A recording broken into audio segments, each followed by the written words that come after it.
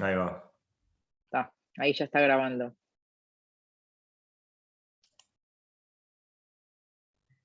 Está. Sí, ahí va, Dale, me pone a mí a mí desde esta máquina como anfitrión. Está. está. Bien, Buenazo. bien. Esperamos igual unos minutitos. Igual arrancar en unos minutos. ¿Tá? Yo igual ya me deslogueo, pero igual espera. Sí, primero que todavía faltan 3 minutos, Sí, pero sí, sí, arrancar sí, en unos sí. minutitos. Vos te presentás Sí, tranqui. Y me y despresento, anda tranquilo. yo después les subo el link con la clase grabada porque algunos a veces no se pueden conectar. Y ta. Bueno, dale, te mando un beso. Muchas gracias. No, de nada, gracias a vos, Víctor. Chao, chao.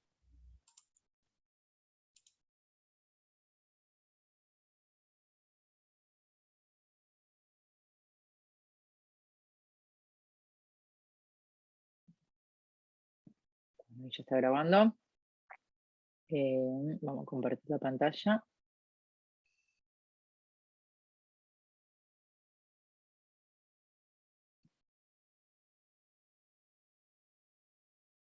Bueno, ahí la ven la pantalla. Sí. Sí, se ve. Bien. Dale, perfecto. Lo que les digo es que no me escriban en el chat porque yo no lo veo ahora porque tengo pantalla compartida y veo la presentación, pero interrúmpanme sin problema. Déjense los micrófonos abiertos si no tienen ruido de fondo, sin problema. ¿Tá? Interrúmpanme las veces que sea necesario y la idea es que sea algo ameno. No apurarnos demasiado, ir viendo bien, porque no tienen muchas clases de técnicas moleculares, y la idea es que por lo menos tengan una base. ¿tá? La clase de hoy, la que yo les voy a dar, primero me voy a presentar, que de hecho no me conocen. Mi nombre es Sandra Feder, yo soy biotecnóloga y tengo una maestría en genética humana. Hasta el año pasado era grado 2 en la cátedra de genética.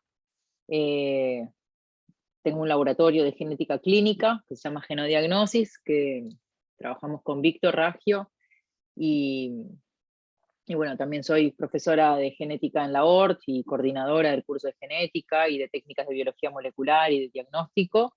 Entonces, este campo es mi trabajo diario, ¿tá? Tanto en el área postnatal como en el área prenatal, ¿tá? Y también me dedico a la parte de citogenética, ¿tá? Todo lo que es cariotipos y todo eso. Así que si les surge alguna pregunta relacionada obviamente un poco con la clase o no, les puedo dejar incluso mi mail si alguien tiene alguna pregunta y quedo a las órdenes. ¿Tá? Bueno, la idea de la clase de hoy es ver un pantallazo, así bastante general, de lo que son las herramientas de diagnóstico que contamos hoy en día, tanto para estudios genéticos como genómicos. ¿tá? Entonces, para eso tenemos que entender a qué nos referimos con genético y con genómico, y bueno, y después ver en realidad cuáles son las principales técnicas que hay y cómo aplicar en qué casos cada una. ¿tá? Entonces, lo que vamos a tratar hoy es primero una breve introducción de estos términos que yo les estoy comentando. ¿tá? Después vamos a ver algunas principales técnicas genéticas, ¿tá? Entre ellas PCR, real time, PCR digital, RFLP, análisis de tripletas y secuenciación Sanger, que son las más usadas. Y después un pantallazo también de las principales técnicas a nivel genómico, de todo el genoma, que son, bueno, la NGS, que es hoy en día la herramienta más utilizada, y CGH. No vamos a hablar del cariotipo porque creo que tienen otras charlas para eso, incluso hay una parte práctica, si no me equivoco, donde lo van a ver bastante más a fondo. ¿tá? Entonces, primero que nada, como una introducción, tenemos que entender a qué nivel de nuestro genoma estamos hablando. ¿tá? Entonces, dentro de los niveles que nosotros podemos encontrar, tenemos los niveles moleculares, ¿tá? Cuando hablamos de una mutación, que de hecho lo que está afectando es a la constitución química de un gen específico, un lugar, ¿tá? Por ejemplo, me quedó mal, AND es ADN, ¿tá? Es, por ejemplo, una base, una G en vez de una T, o falta una CG, ¿tá? Algo muy chiquito y que estamos buscando a nivel puntual, ¿no? Son mutaciones puntuales. ¿tá? Después podemos ver lo que es el nivel cromosómico, y ya no miramos un gen específico, ¿tá? En cantidad de miles de bases, ¿tá? Sino todo un pedazo de cromosoma. Y ese pedazo de cromosoma, lo que puede en realidad estar afectando es que tengamos, obviamente, más de un gen ahí involucrado, y puede o faltar, tenemos una delesión, o estar duplicado, o que se traslade y se vaya a otro lugar, ¿tá? Que se invierta y lo tengamos en el mismo lugar, pero lo vamos a tener al revés. Entonces ahí no estamos pudiendo obtener la regulación, por ejemplo, correspondiente, ¿no? Son cosas que afectan una región bastante más grande, ¿no?, del cromosoma. Y después tenemos regiones que son mutaciones que son a nivel genómico, y eso nos afecta todo el conjunto del genoma, ¿no? Por ejemplo, tener un juego de cromosomas de más, una poliploidía que se llama, ¿no? O una haploidía. Nosotros como humanos somos diploides, tenemos 2 cromosomas de cada uno, ¿no?, de cada uno de los pares, pero podemos tener un caso que obviamente no va a ser compatible con la vida, ¿no? Va a terminar en un aborto espontáneo, de una triploidía, por ejemplo, ¿tá? O incluso un cromosoma de más o un cromosoma de menos, que eso sí puede ser compatible con la vida. ¿Cuáles son han hablado de las aneuploidías más frecuentes y compatibles con la vida? ¿Alguien que me diga? Sí, en el cromosoma 13, 18 y 21, ¿no? Exacto. ¿Y cuáles otros? 2 más. Ahí ya no me acuerdo. Los cromosomas sexuales, que de hecho una alteración en un cromosoma de más sexual, por ejemplo un XXY, es algo que es bastante menos grave incluso que una trisomía 13 o 18. ¿Ah? O sea, los cromosomas sexuales son los que se pueden ver afectados en cuanto a su cantidad, o un X0, no un Y0 no existe, pero un X0 solamente hay un X y no hay nada, ni otro X ni un Y. ¿Ah? Es un síndrome de Turner. Esas cosas también son compatibles con la vida. ¿Ah? Pero son los únicos 5 cromosomas que podemos encontrar alterados y compatibles con la vida, alteraciones. Yo no sé si ustedes hablaron esto, ¿ah? Lo voy a si sí me lo dicen y lo salteamos o lo vamos bien rapidito. Los tipos de mutaciones que pueden haber, ¿han mencionado?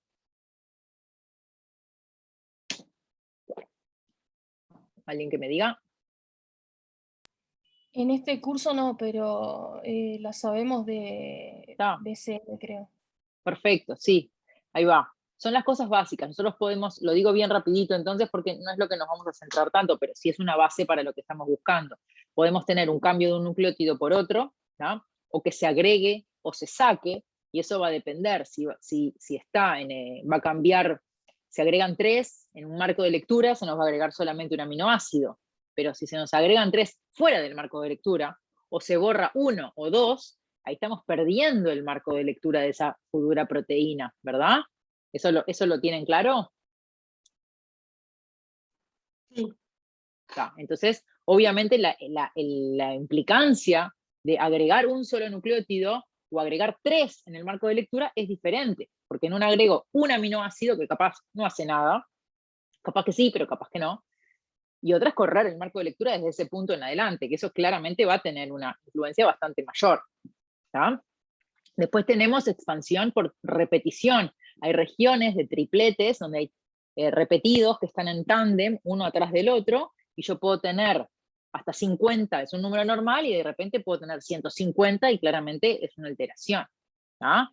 Esas cosas también son alteraciones que se pueden ver o cambios que se pueden ver. En algunos casos están en regiones que son codifican dentro de un gen, en otras son regiones polimórficas, o sea que no hacen nada, sino que se usan, por ejemplo, ¿alguien sabe para qué se usan esos repetidos para identificación de qué?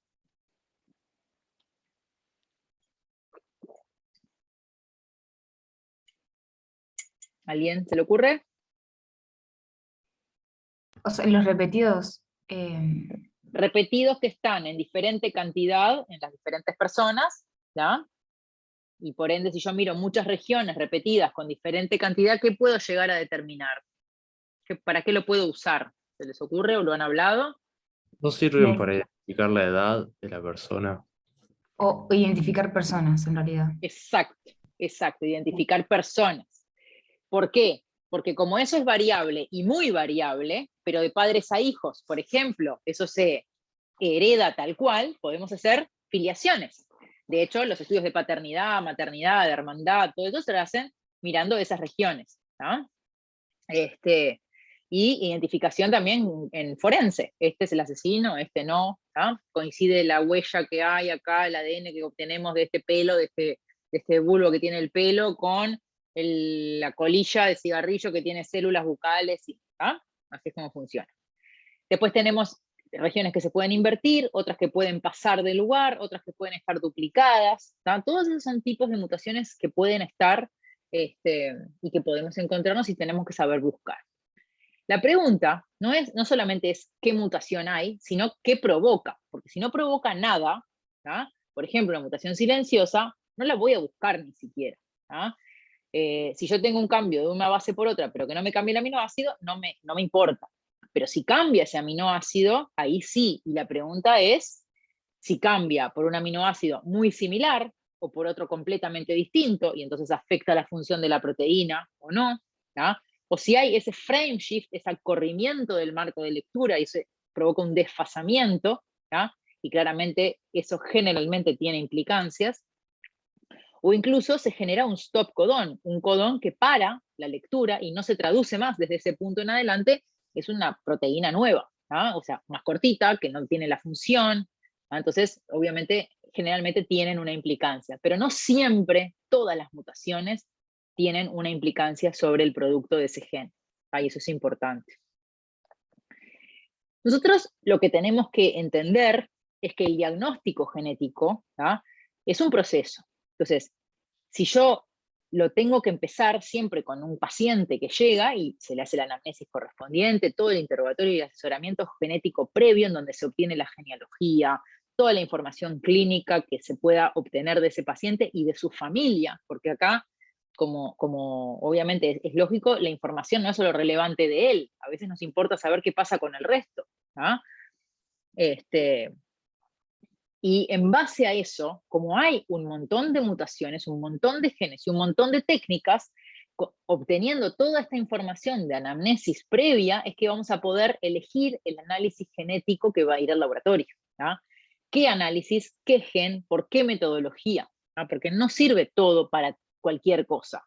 Entonces, a veces, si hacemos lo más rápido y lo que nos surge, o lo más barato, o lo más grande y completo, porque creo que es mejor, no es correcto. Tenemos que saber elegir exactamente qué es lo más indicado en cada caso. Y después que obtenemos esa información y ese resultado, es muy importante hacer un asesoramiento genético posterior para explicar, porque generalmente es chino básico para las personas esto. Incluso les digo, para los médicos tratantes, muchas veces no saben lo que significa. Incluso para los genetistas, a veces es un gran desafío entender algunos de los resultados porque son significados inciertos, porque no hay suficiente información por el momento. Entonces, hay que trabajar mucho con ese resultado y poder ponerlo en un contexto clínico, ¿no? Y familiar. Entonces, hasta acá va claro, ¿no? Bastante básico lo que dije. Cualquier cosa me avisan, ¿sí? Entonces, lo que nosotros tenemos que conocer es el mecanismo de cada enfermedad, ¿tá? Para poder saber qué es lo que estamos buscando y por ende elegir el método más adecuado, ¿tá? Porque muchas veces lo que pasa es que se hacen estudios y no llegamos a nada. Es lo que estamos viendo acá. Hay un montón de escaleras ahí, pero que están mal usadas, ¿tá? Que no están bien aplicadas, y tal vez con una sola, esta persona hubiera llegado a ver lo que quiere ver del otro lado. El problema es que no la está usando correctamente. Entonces yo a veces hago un estudio sin el estudio más completo, un exoma completo, pero no estoy sabiendo qué buscar ahí. Entonces no voy a obtener la información que necesito. No siempre tenemos que hacer decenas de estudios o los más caros. Hay que realmente saber aplicar, y para eso tenemos que conocer la base molecular de cada una de estas enfermedades. A grandes rasgos, lo que nosotros tenemos son dos grandes grupos de estudios que van a diferenciarse en esto, en si conocemos o no conocemos la aberración que estamos buscando. Muchas veces es muy claro. Llega un paciente con un fenotipo que es clarísimo y yo ya sé dónde ir a buscar, porque está cantado que es eso, y lo estoy en realidad yendo solamente a confirmar, ¿tá? Es bastante simple en algunos casos, no siempre es así. Y a veces, si conocemos la aberración que estamos buscando, o que sospechamos, capaz que no es, pero si yo sospecho que es tal enfermedad o tal síndrome, sé que la alteración más frecuente es esta, entonces voy a ir a buscar eso con una técnica específica, que mire ese lugar, esa región, ese gen o ese cromosoma. A veces no la conocemos y tenemos que usar técnicas que son de barrido, son más genéricas y miran todo el genoma o gran parte de él. Y para eso tenemos estos estudios que están acá, NGS, CGH y cariotipo, que cada uno ve cosas diferentes a niveles de resolución diferentes. Vamos a mencionar un poco de estas, algunos ejemplos. Cualquier cosa, ahora vamos a entrar en detalle de cada una de ellas y me van parando, primero me van diciendo, si alguna ya la dieron, díganme, porque así no pierdo tiempo, y podemos centrarnos más en otras. Y las que no les queda claro o no es muy claro, o lo estoy tomando algo por sentado, supongo que ustedes saben y no lo saben, también me dicen y lo aclaro. No importa cuántas demos, tengo muchas acá. Voy a dar las que nos dé el tiempo y que quede bien claro. La base de Gracias. No, por favor. La base de la gran mayoría de las técnicas, no todas, pero la gran mayoría es la PCR. ¿Saben lo que es la PCR? ¿Lo estudiaron? En BCM sí. ¿Sí? Sí, Bien. sí. ¿Quién me dice qué es la PCR entonces? ¿Qué insumo se precisa? ¿Cuál es el objetivo? ¿Cómo funciona? Lo que puedan. Es la reacción en cadena de la polimerasa o algo así, ¿no? ¿Sí? ¿Qué es lo que hace? Se utiliza la TACU polimerasa, que es una proteína que resiste a altas temperaturas. Lo que me acuerdo de eso es que tipo, viene una bacteria que resiste altas temperaturas. Sí, trabaja a altas temperaturas, Se perfecto. desnaturaliza el ADN, las dos hebras. Se usan cebadores, es que se llaman, ¿no? Sí, primers o cebadores. Ahí va, para la zona que queremos replicar mucho. Ahí va, amplificar. Me interesa una región específica del genoma, ¿no? Entonces voy a ir a amplificar esa región y para eso la elijo con cebadores que son específicos, únicos para esa región, si no es inespecífico y me amplifica muchas regiones. Bien, entonces elijo con los cebadores la región que me interesa de interés y eso, la cadena complementaria, o sea, se genera. Bien. Y después de vuelta los desnaturalizas de nuevo. Ahí va. Lo repito en muchos ciclos. Perfecto. Es eso exactamente. Para recordarles nomás, si ya lo vieron, es una técnica que de hecho revoluciona la biología molecular. En el año 86 fue propuesta así como por primera vez, incluso se recibió un premio Nobel por esto. Y a partir de ahí la biología molecular tiene un vuelco muy importante, porque se pueden analizar y ver cosas que antes era imposible cuando trabajábamos con todo el genoma. Lo que dijeron recién fue esto, ¿no? O sea, nosotros tenemos el ADN que es doble cadena, el ADN molde que lo vemos acá a la derecha. Lo que vamos a hacer es separar estas dos hebras a una alta temperatura, porque precisamos más de 95 grados, 94 grados para hacer esa desnaturalización, o sea, separar esas dos hebras. Vamos a bajar la temperatura a la adecuada para que esos cebadores, que son chiquitos, específicos de una región, se peguen a cada una de las hebras de forma complementaria, que es lo que se ve acá.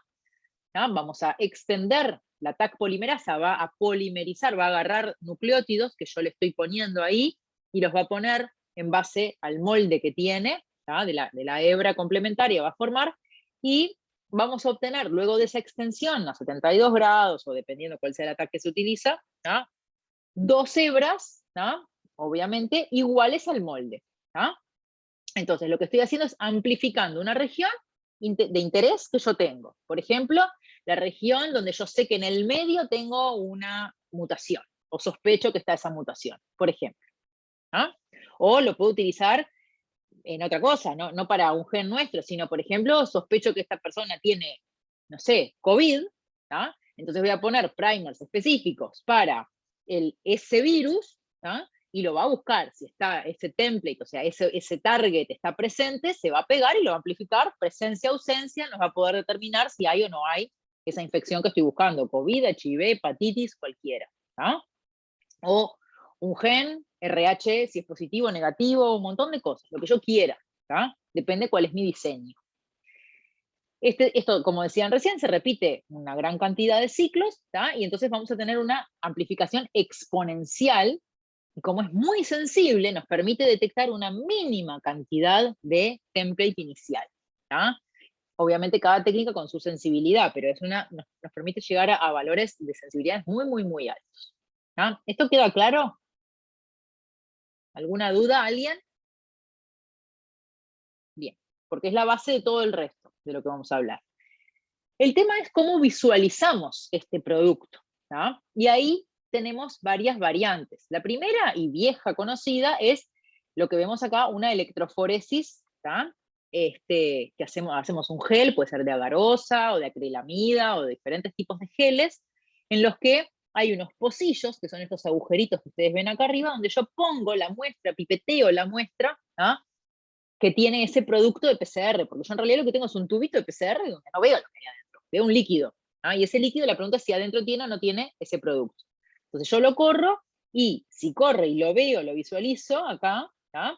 Es porque lo que yo le estoy dando para que eso, una fluorescencia, o un producto que se une al ADN doble cadena, o lo que sea, va a estar ahí presente y lo puedo ver en comparación a una muestra como esta acá, la tercera, digamos, acá es un peso molecular, acá es la primera muestra, la segunda, y acá es la tercera, ¿ah? En esta no está presente, no hay banda, ¿ah? Entonces digo, hay ausencia. Entonces, presencia, ausencia, supongamos lo que decía hoy, hay COVID en esta muestra, y en esta no. ¿Ah? Entonces, esto es nos permite ver presencia, ausencia. También nos permite diferenciar el tamaño, que en algunos casos es importante.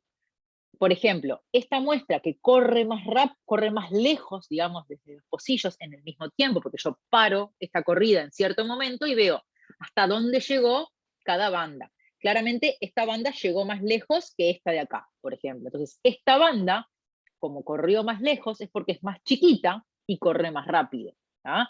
Ese producto más chiquito logra desplazarse a través de los poros del gel más rápido que uno más grande que se va trancando más. ¿Ah? Entonces nos permite diferenciar entre diferentes tamaños y a veces nos sirve. Por ejemplo, yo quiero ver cuántos repetidos tengo en una muestra y veo que acá tengo 5 repetidos y acá tengo 20, obviamente esa barra de 20 va a ser más grande y pesada, va a correr menos en un gel. ¿Ah? Y también nos permite ver cantidad. Si comparamos, por ejemplo, estas dos bandas, acá hay más ADN que en esta. Esta banda es más finita, es más tenue. ¿Ah? Entonces, si bien no es algo cuantitativo, yo no puedo cuantificar claramente, para eso hay otras técnicas, sí, a grosso modo puedo saber de que acá, por ejemplo, una carga viral, ¿ah? Acá hay menos carga viral que acá. ¿Ah? O que acá, o que acá. ¿Hasta acá? ¿Quedó claro? ¿Sí? ¿Siguen conectados? ¿Los tengo ahí? ¿Señales de vida? Sí, sí. Bien. Sí, sí. Esta es una opción y es la más vieja y más engorrosa en cierto modo, ¿ah? Pero es bastante robusta también, funciona muy bien. Luego se mejora esto y se agrega que uno de los primers que ponemos, uno de estos cebadores, sea fluorescente. Entonces, ¿qué hacemos? En vez de correrlo en un gel de agarosa, que es todo manual y tengo que mirar y revelar el gel o usar bajo una fuente UV o lo que sea, se utiliza un secuenciador que nos permite correr por electroforesis capilar estas muestras, y como tiene un sensor que detecta fluorescencia, cuando esa muestra pasa por ese lector, el software me lo transforma, en vez de una banda, en un pico. ¿Ya? ¿Qué significa acá? Esto lo veríamos igual, sería como invertir esto de forma vertical, digamos. Este pico es más grande que este chiquitito de acá. Este es más grande que este de acá. Entonces, es como que las bandas más grandes en tamaño, ¿tá? Son estas de acá abajo, y es una banda en tamaño más chico. La escalera molecular sería, por ejemplo, 160 pares de bases, 200, 240, entonces a medida que va transformándolo en este electroesferograma, nos permite identificarlo de esta forma. Es lo mismo que lo del gel, pero con bastante más precisión, porque es algo que ya no es a ojo, sino que es un sensor que cuantifica exacto el tiempo que le llevó a esa muestra a pasar, cuánto fluorece, ¿tá? Y nos permite ser mucho más exactos, e incluso diferenciar entre tamaños muy parecidos, porque estas dos bandas es muy difícil de diferenciar, las primeras dos de acá, ¿verdad? ¿Ustedes ven el mouse que yo estoy moviendo? Sí, se ve, sí. Estas dos bandas son difíciles de diferenciar a ojo, ¿verdad? Pero estas dos banditas, estos dos piquitos, el sensor los logra diferenciar. Tac, tac, hace dos lecturas. ¿tá? Entonces nos permite una exactitud mucho mayor. ¿tá? ¿Hasta acá alguna pregunta? No. Bien. Algunos ejemplos les voy a poner de diferentes variantes de esta PCR. ¿tá? Entonces, de este tiempo final o lo que les mostré recién, digamos, tener un producto y correrlo, podemos tener variantes que son, y muy conocida, PCR en tiempo real, el real time, que ahora con el COVID todo el mundo se hizo experto en real time, en CTs y en un montón de cosas, ¿tá? Que no saben ni lo que significa, pero lo usan como si fuera algo muy, muy clásico. ¿tá? Y eso nos permite determinar mucho mejor algo, obviamente lo cualitativo, o sea, presencia-ausencia, como vemos por ejemplo acá, ¿no? Una muestra positiva en comparación a una negativa, algo cuantitativo, e incluso determinar si hay un cambio de una base por otra, o sea, genotipar. Vamos a ver también una variante de la PCR que nos permite contar las diferencias de repetidos, ¿tá? Tanto en microsatélites, por ejemplo, para paternidades, como en mutaciones dinámicas en ciertas enfermedades, como distrofia miotónica, como equifrágil, como Huntington o varias. ¿tá? Y vamos a ver la PCR digital, que es una de las últimas variantes que hay, que nos permite llegar a valores a sensibilidades muy, muy altas, y se usan mucho, por ejemplo, en cáncer, ¿tá? Para detectar valores muy, muy bajos de mutación. Entonces, el PCR en tiempo real, este es un resultado clásico, ¿tá? De PCR en tiempo real y lo que podemos esperar. Muestras que muestran una carga que no hay amplificación, negativa, o sea, por debajo de un umbral que yo le pongo como muestra de ahí para arriba hay amplificación, y muestras que claramente muestran una amplificación logarítmica como se espera en una PCR. ¿tá? Es importante que nosotros determinemos el umbral nuestro, ¿tá? O sea, generalmente el umbral pasa por donde empieza la subida logarítmica, en este caso sería acá donde dice exponential phase, ¿tá? Y de ahí para arriba se cuenta ese valor. Entonces todas las muestras que cruzan ese valor, ese umbral o threshold, ¿tá? Les va a llevar una cantidad de ciclos, ¿tá? Llegar a cortar ese umbral. Ese es el CT que tanto se habla. Yo creo que tengo una diapo acá, que ahora lo voy a explicar un poco mejor, déjenme ver. Sí, ahora después se los entro más en detalle. ¿tá? Entonces, esto es lo que vamos a ver. La PCR en tiempo real, de hecho, está basada en la misma base de la PCR en tiempo final, pero lo que tiene es alguna forma que por fluorescencia nos permite cuantificar, visualizar en tiempo real, o sea, a medida que va pasando cada ciclo, cómo va aumentando esa fluorescencia o no. ¿tá? Entonces, a medida que se va generando producto de PCR, vamos viendo que aumenta la fluorescencia. ¿tá? Y esto, acá hay varios usos que ustedes pueden ver: detectar si hay o no hay cierto ácido nucleico, cuantificarlo, ¿tá? Ver si hay alguna mutación puntual, un cambio de una base por otra, expresión génica, diferenciar alelos, etc. ¿tá? Lo importante acá es que no hace falta un gel posterior, ¿tá? Y eso es muy importante porque reduce el tiempo de trabajo y reduce mucho las contaminaciones. Abrir un tubito que tiene un producto de PCR en tiempo final es un riesgo de contaminación para quien no manipula bien bastante alto. Entonces esto realmente es una gran ventaja. Como nosotros, igual que en una PCR en tiempo final, acá hay 3 etapas importantes, pero que sí visualizamos, que en tiempo final no. Y es la etapa de amplificación exponencial, en donde en cada ciclo se duplica la cantidad del producto que se obtiene. Llega un punto que eso empieza a terminarse los insumos, entonces empieza a ser lineal, y después llega a un plató en donde ya no amplifica más. ¿tá? Lo importante, y es la PCR en tiempo real, la etapa que le importa no es cuando llega acá al final, porque todas las muestras van a llegar al final, en algún momento. Lo que importa es ver cuán rápido van llegando a cierto punto, que yo lo llamo threshold o línea de base. Y para eso lo que miramos es esta parte de la amplificación, la exponencial. Acá ya no nos interesa. ¿Ah? ¿Esto queda claro? ¿Este concepto? ¿O hay alguna duda?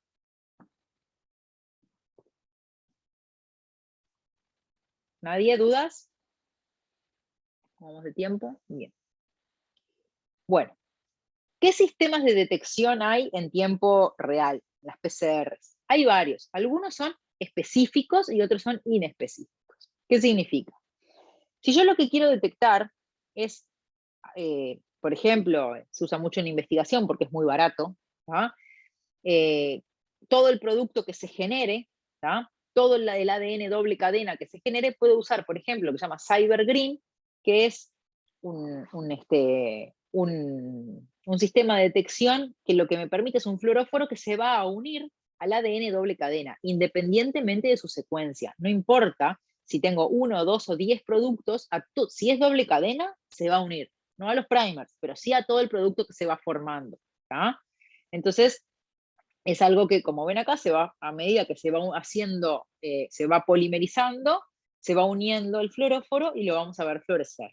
¿Ah? La ventaja de esto es que es muy económico, la desventaja es que no es específico. Pero, en comparación a esto, tenemos ondas que son específicas. O sea, la sonda es esto que vemos acá, ¿tá? Que tiene una secuencia específica. Entonces tenemos no solamente la especificidad de los primers, nos la dan, sino que además la sonda que yo uso, que fluorece, también tiene una secuencia. Entonces solo se va a unir si es específica, y eso aumenta más la especificidad de esa reacción. ¿Tá? ¿Cómo funciona? Yo tengo un ADN doble cadena, como lo tengo acá, hago la desnaturalización, o sea, separo esta hebra de esta, y la sonda que está por ahí se va a unir. Cuando está en simple cadena, tenemos nuestro target, ¿tá? Que es nuestro template, digamos, que es lo que está acá abajo, el primer y la sonda. ¿Ven?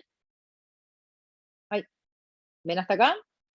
Cuando acá empieza a trabajar la polimerasa, empieza a unir estos nucleótidos en el dibujito C, cuando llega a las sondas que se llaman Tachman, que son sondas que se caracterizan por tener de un lado un reporter, ¿tá? Y del otro lado un quencher. Esto significa que el reporter, por ejemplo, es este celeste, es un fluoróforo que va a emitir fluorescencia cuando está presente, o sea, él emite siempre fluorescencia a una determinada longitud de onda. ¿Qué pasa? Cuando el quencher, que está unido a la misma sonda, está cerca, cada uno está en un extremo de una sonda de 20 pares de bases, están muy cerquita, el quencher lo que hace es absorber la luz de ese reporter, y por ende, por más que existe fluorescencia en esa reacción, no se detecta, el equipo no la puede detectar, porque la está absorbiendo el quencher. ¿Ah? Entonces, si esa sonda está suelta ahí adentro, no está habiendo fluorescencia, el equipo no puede detectarla. ¿Cuándo va a empezar a detectar fluorescencia? Cuando la Taq polimerasa empiece a polimerizar, y cuando llegue a la sonda, como ven acá, la empieza a degradar, porque tiene actividad de exonucleasa. Entonces la degrada, separa el reporter del quencher, y entonces ese reporter va a fluorecer y nada lo está absorbiendo. Entonces el equipo va a detectar esa fluorescencia. ¿Cuándo va aumentando esa fluorescencia? A medida que se genera más producto, más sonda se une, más Taq polimerasa la degrada, más reporter queda libre. Entonces, a medida que aumenta el producto, aumenta la fluorescencia. ¿Queda claro? Denme acá un ok. Bien, sí. Sí, se entendió. Bien, perfecto. Ahora, si el producto que se generó, por ejemplo, porque los primers no están bien diseñados, no es específico y amplifica una región en donde esa sonda no se puede pegar, por más que la Taq polimerasa polimerice, no va a degradar sonda, porque la sonda no va a estar ahí pegada. Entonces, no va a fluorecer no va a haber fluoróforo libre por producto inespecífico que se genere. Entonces nos está aumentando la especificidad de nuestra reacción. ¿Entienden eso también? Sí. Bien. Entonces, esas cosas son muy útiles, ¿ah?, al momento de tener una PCR específica y sensible. ¿Ah? Esto lo que nos puede permitir, con otro tipo de sondas, que no importa, hay muchos tipos de sondas, les puse una como ejemplo, que son las TACMAN, pero hay sondas FRET, hay sondas Beacon, Molecular Beacon, hay un montón, no importa, la base que entiendan es esto, que hay más fluorescencia, o sea, que está la sonda presente y se une, eso es lo que importa acá. Entonces, una cosa que es importante con otro tipo de sondas es, por ejemplo, sondas que se llaman FRET, que nos permiten hacer curvas de melting o curvas de fusión. ¿Ah? Y eso nos va a permitir determinar cambios de hasta 1 grado de temperatura y por ende un nucleótido de diferencia. ¿Ah? Lo que ven acá es lo siguiente. Ustedes saben que cada ADN, según su composición, digamos, de bases, cantidad de CG y AT, tiene una temperatura específica que se llama temperatura de melting, que significa que el 50% del ADN está en doble hebra y el otro 50% ya está separado. ¿Eso lo hablaron, lo saben, lo conocen? ¿O no tienen ni idea? Y puede ser por los enlaces, ¿no? Porque uno tiene 3 y Claro, el otro sí, 2. Ahí va. sin duda. Casi. Es por la composición química, pero cada pedacito, cada región que yo voy a tener, según cuántos AG o cuántos CG y AT tengan, van a tener una temperatura que les va a llevar más o menos grados separar. ¿Tá? Entonces, eso lo que nos va a permitir es, si yo tengo cierta región que, por ejemplo, me interesa ver si hay una A o una G en un punto específico, yo puedo diseñar una sonda que se una perfecto al A, por ejemplo. Y por ende en el G va a tener un mismatch, va a tener como una región donde no va a estar unido. La temperatura que yo necesito para despegar esas dos hebras es distinta. ¿Ah? Entonces, eso nos va a permitir ver estas curvas que vemos acá abajo, ¿ah?, que se requiere diferente temperatura para despegar cierta sonda. Es lo que vemos acá. Si yo tengo lo que se llama perfect match, ¿tá? Las dos hebras acá abajo están perfectamente unidas, tanto mi sonda, como la ven acá, mi sonda en este caso está perfectamente unida, pero acá tengo un mismatch. Mi sonda tiene un nucleótido diferente a la región que estoy analizando. ¿Ah? ¿Sí? Claramente yo necesito más temperatura para separar este perfect match que este mismatch, ¿no? ¿Sí o no? A medida que yo voy aumentando la temperatura, acá ya se separó la sonda, pero acá todavía no. En algún punto la voy a separar igual, por más que sea un perfect match. A mayor temperatura la voy a separar igual, que es lo que vemos acá. Acá las dos ya están separadas, pero me requirió mayor temperatura separar esto, que está bien unido, y me cuesta pila, que si yo tuviera dos dedos abiertos, lo separo más fácil. ¿Ah? Es lo que pasa con las sondas de tipo FRET. Y por ende, yo puedo monitorizar esta temperatura, ¿tá?, hacer la derivada de la temperatura y derivada segunda, no importa la matemática que entréis, porque eso lo hace el software del equipo del real time, ¿tá?, y nos va a permitir ver esto que yo les mostraba recién. Esto requiere más temperatura que estas dos, ¿tá?, entonces me permite determinar si yo tengo un mismatch o no. Si tengo ese mismatch, por ejemplo, si la sonda estaba diseñada para ser igual al alelo normal, significa que preciso más temperatura para determinar que está el alelo normal y menos temperatura para el alelo mutado. Si yo veo esto, puedo ver que acá le llevó, en el de abajo, tengo un pico a, supongamos, 60 grados y otro 64. O sea, en esta muestra tengo los dos picos presentes. ¿Cómo lo interpreto? ¿Quién entiende esto? ¿Alguien que me diga?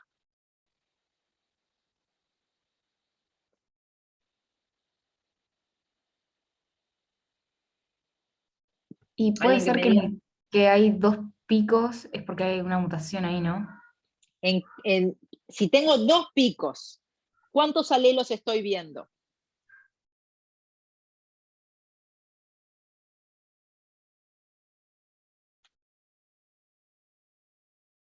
Sí, dos, no sé, estoy en... Perfecto. Sí, está bien. Y pregunta. En uno, supongamos, tengo una G y en el otro tengo una A. Entonces le requirió a 60 grados despegar la G y a 64 la A. Entonces cuando monitoreo esa temperatura y hago los cálculos correspondientes, me va a llevar a 2 picos. ¿Ah? Por ende hablamos que es un heterocigoto. ¿Sí? Bien, entonces estos nucleótidos que están separados es porque había una mutación, es por eso. Acá. Me quedé en eso, sí. Depende de mi diseño. Si yo lo diseñé, mi sonda igual al alelo normal, el de abajo sería el alelo normal y este el mutado. Si yo diseñé mi sonda igual al alelo mutado, este sería el mutado y este el normal. Eso es indistinto, no importa. Yo tengo que saber cuál es mi diseño. Lo que importa es que estoy viendo 2 patrones diferentes y 2 temperaturas distintas. Entonces, uno se va a hacer el normal y el otro el mutado. ¿Entienden?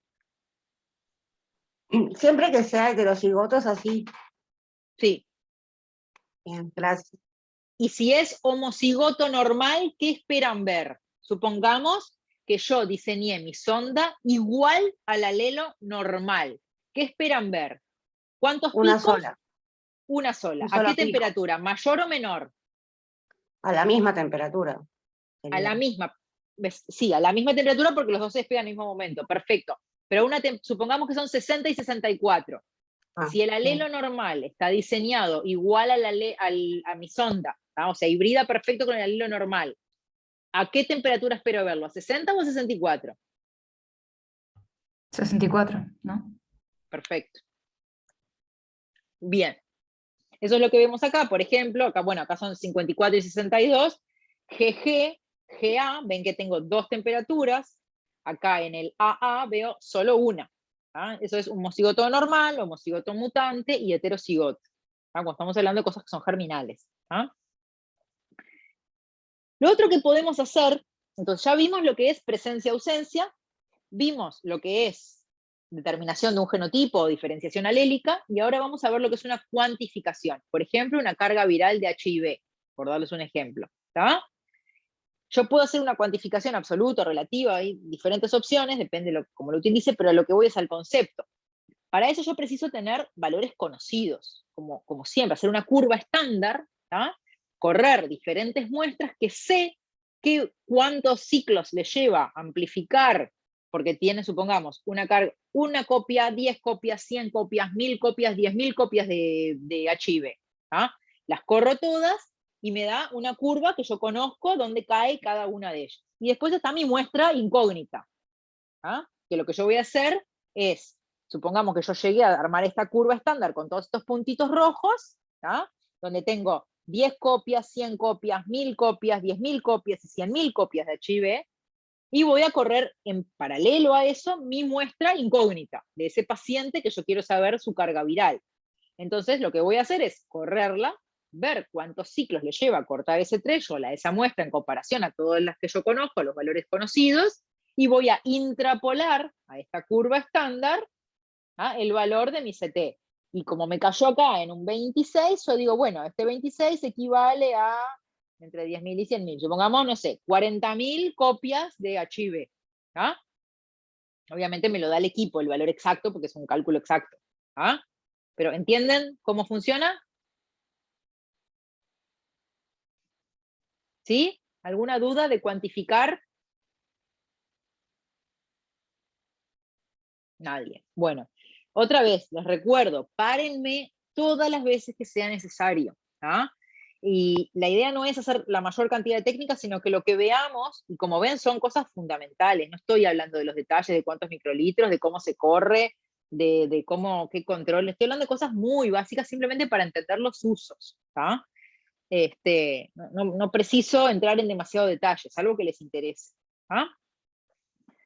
¿Hasta acá de PCR en tiempo real alguna pregunta? ¿Cualquiera? No. Bueno.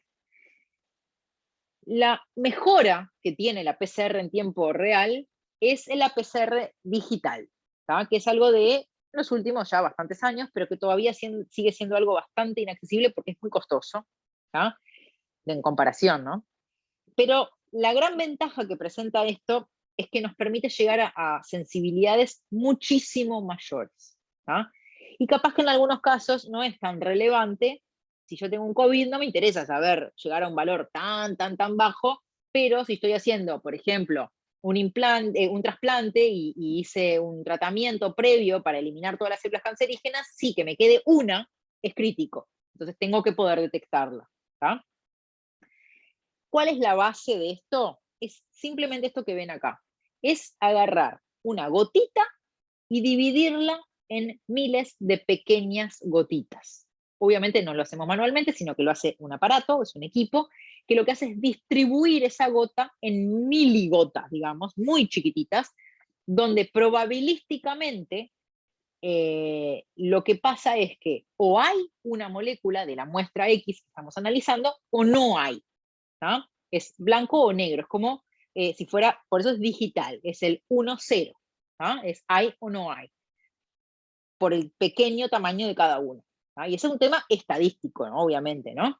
Pero entonces, ¿qué hace? Lo que hace es dividir eso en miles de gotas y hacer una PCR para cada gota por separado. Ahora, si yo tengo una muestra de 10 microlitros o 20 microlitros en los que, por ejemplo, tengo una sola molécula, es muy difícil encontrarla dentro de 20 microlitros. Pero si esa gotita la dividía en miles de gotitas, en ese 20 microlitros dividido a 1000, es mucho más fácil encontrar si está presente o no esa única molécula, ¿tá? O sea, en este pequeño pedacito yo puedo encontrar a esta molécula sola, por más que todo el resto sean negativas, me va a dar rojo, ¿tá? Y si no, como ven acá, da negro. Esta segunda da negra, esta tercera tiene una molécula, da rojo y así. Es mucho más fácil de detectar, ¿tá? Porque la sensibilidad es sí o no, es blanco o negro, ¿no? No es una en tanta cantidad. Entonces hacemos una cuantificación absoluta de cada una de esas miligotas y por ende llegamos a un valor total. Pero nos permite aumentar muchísimo esa sensibilidad. ¿Ah? Entonces, por ejemplo, lo que acá justamente el ejemplo que les mostraba es, previo a un trasplante se evalúan ciertos marcadores, algunos que son base y otros que son estas dos poblaciones, la celeste y la verde, de lo que sea que se quiera analizar. Esto es previo al trasplante. Se hace un tratamiento, se matan todas esas células cancerígenas y a posteriori se vuelve a analizar. Acá tenemos el post-trasplante, la primera muestra que se hace, en donde de lo azul no se detecta nada, verde hay muy poquitito, y a medida que vamos aumentando los días después de ese trasplante, vemos que va aumentando y se logra visualizar muy poquitito porcentaje, 0,53, 0,04, son valores que nos permiten sensibilidades muy altas. Entonces, en todo lo que es, por ejemplo, cáncer, es muy utilizado. ¿Queda claro la base y la lógica de esta técnica? Sí. ¿Alguna duda de alguien? Bueno, seguimos entonces. Vamos a ver una técnica más y vamos a cortar, así no se me aburre. ¿Les parece? ¿O todos están de acuerdo y quieren seguir? A mí me da lo mismo. Yo hablo mucho igual y no me canso, así que ustedes me dicen. Hacemos RFLP y me dicen si quieren recreo. La técnica RFLP es una técnica que se basa en la PCR, o sea, nosotros precisamos obtener un producto de PCR para buscar si hay o no hay una mutación puntual, o sea, un cambio de una base por otra.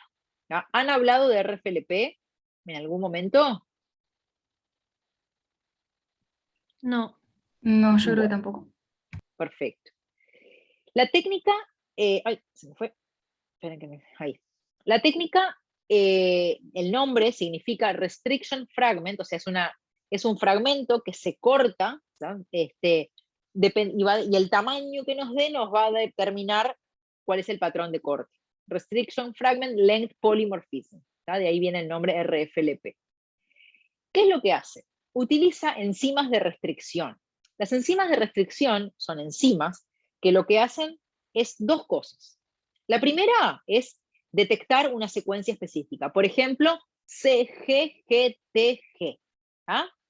Si esa secuencia la encuentran, se la cruzan en el tubito, ¿tá? Dentro del ADN que esté ahí, supongamos yo amplifiqué una región específica, y yo tengo dentro de esa región esa secuencia tal cual. CGGCT.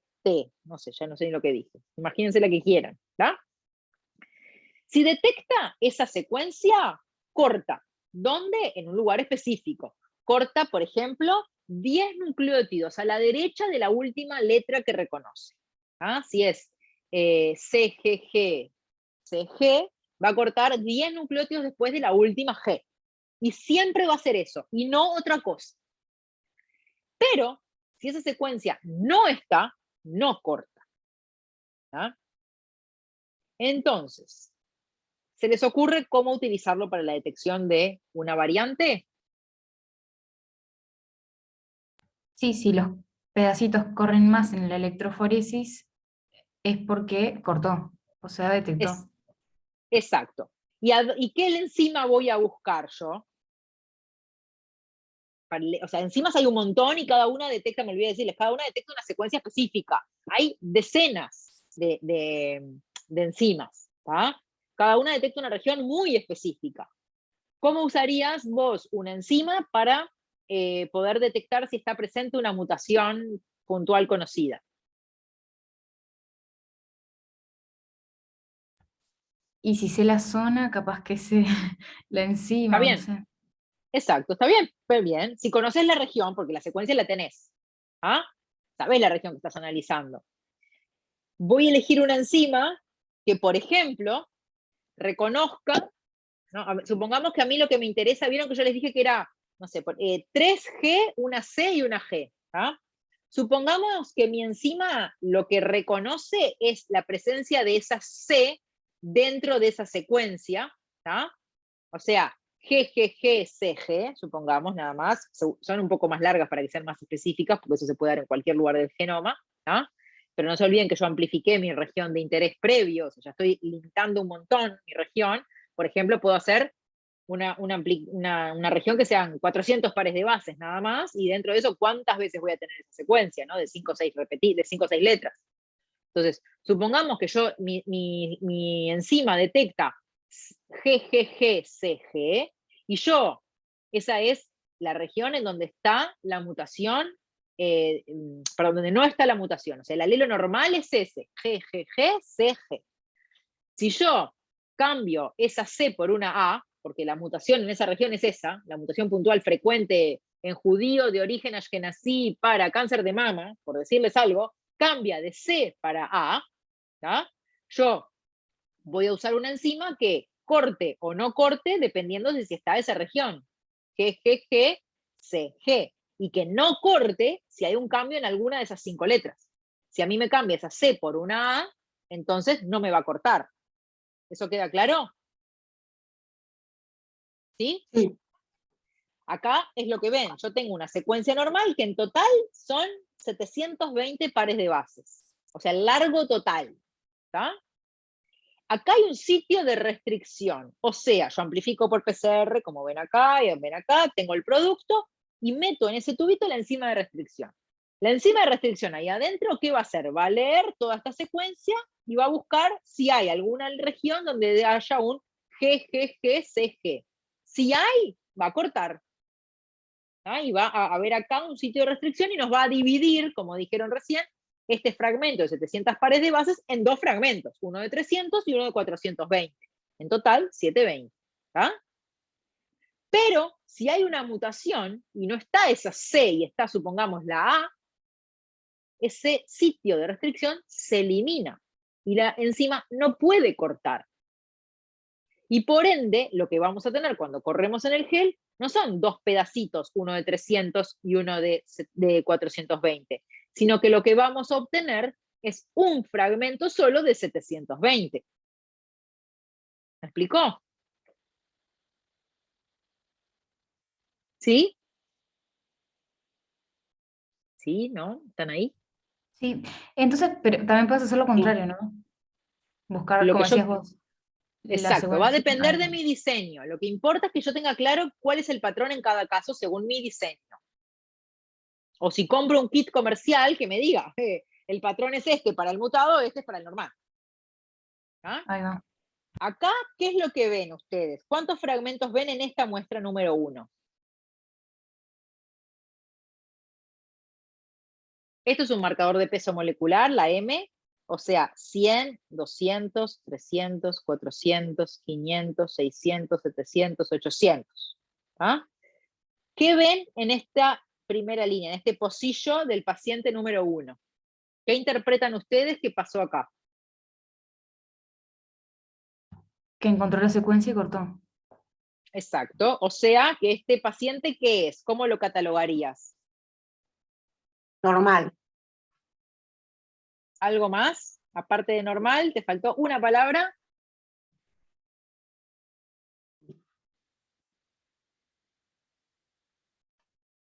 Paramos entonces y hacemos. Volvamos a volver a esa pregunta. ¿Qué ven en el pocillo número 2? ¿Cómo es este paciente?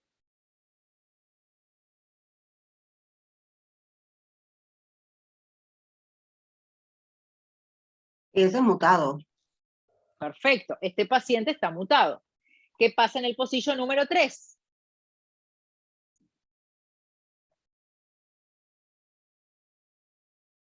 Uy, cortó 3 veces. No sé si significa normal. O no cortó 3 veces. ¿Esta línea qué es? Puede Esta ser de que acá. tenga un algo normal y el otro mutado. Exacto. Claro. ¿Y eso cómo se llama? Ah, Entonces, heterocigoto. Exacto. Este es un paciente heterocigota en donde se superponen los dos perfiles, el del normal y el del mutado, porque un alelo tiene un patrón normal y el otro no mutado. Entonces vuelvo a la pregunta. Este paciente que es normal, ¿es qué normal? Homocigoto. Exacto, es homocigoto normal. Y este es el 2, homocigota mutado, y este es heterocigota. Acuérdense que cuando hablamos de cosas que son constitucionales, ADN genómico, hablamos siempre de 2 copias en humanos. ¿tá? Y el patrón de corte puede ser diferente para cada uno de los alelos según su composición. ¿Les quedó claro esto? Ujú. ¿Sí? ¿Alguien tiene alguna duda?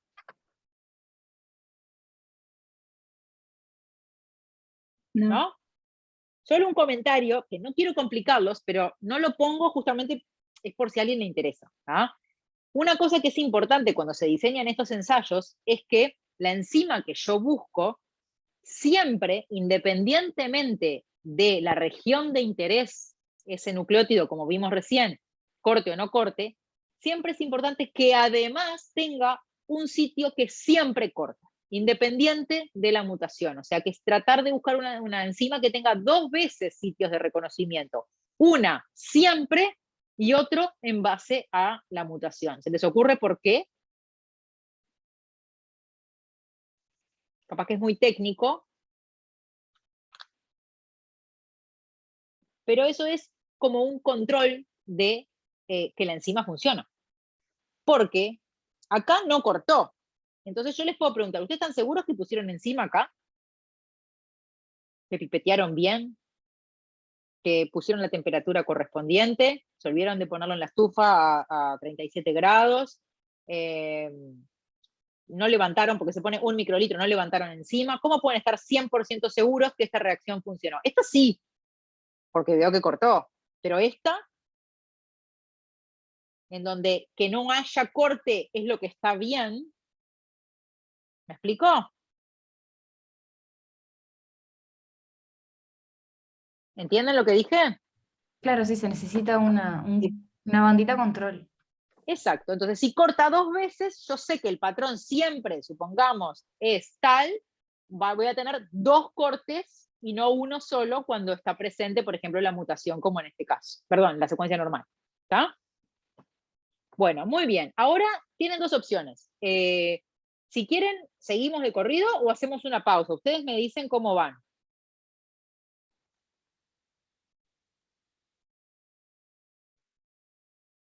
¿Qué me dicen?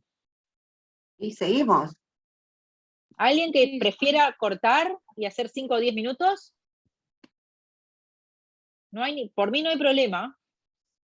¿Seguimos? ¿Alguien que se Sí, por mí oponga que sí. me diga? Bueno, sigo, entonces cualquier cosa me paran, ¿está? Ay, ¿se me fue la diapo? No sé lo que hice. Esperen un minuto. Ahí va. Bueno, la próxima técnica es análisis de tripletas. ¿Tá? Tripletas son, como ven acá, esta región CAC se puede repetir n cantidad de veces en una región. 1, 2, 3, 10, 20, 50, 100, 200. ¿Tá? A veces están en regiones que codifican adentro de un gen y a veces en regiones que son polimórficas y que no codifican para nada. ¿Tá? A veces están dentro del rango normal y a veces exceden el rango de lo normal, y eso los va a caracterizar en o mutaciones o regiones polimórficas. ¿Ah? Lo que importa es que esta región, ven, CAC, CAC, CAC, puede ser 30 veces, ¿ah? Está seguida de regiones que ya no son repetidas, son regiones únicas, específicas. Lo negro no es repetido, ¿ven? Son regiones diferentes, que me sirven a mí para diseñar primers a esas regiones únicas, aledañas, o sea, flanqueantes por afuera de mis regiones repetidas. ¿Tá? Entonces, esos primers me permiten hacer una PCR. Esa PCR va a incluir adentro la cantidad de repetidos que tenga el alelo. Si tiene 10, va a tener adentro 10 repetidos, más las regiones flanqueantes que son únicas. ¿Ah? Y si tiene 20 repetidas, va a tener 20. Y si un alelo tiene 10 y el otro tiene 20, me voy a tener dos productos de diferente tamaño. Uno que corresponde con 10 y otro con 20 repetidos. ¿Eso queda claro?